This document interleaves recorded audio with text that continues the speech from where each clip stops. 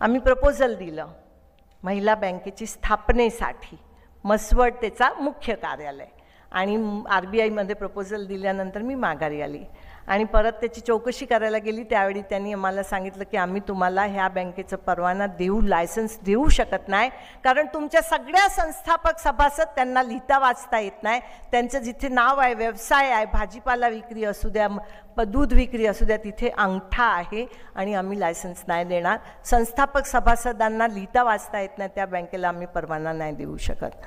असा कुठे कायदा नव्हता, पण मी माघारी आली रडत रडत आणि आमच्या महिलांना सांगितलं की आपल्याला लायसन्स भेटू शकत नाही, कारण आपल्या महिला लिहिता वाचता येत नाही आणि त्यांचा अंगठा आहे। महिलांनी काय सांगावं?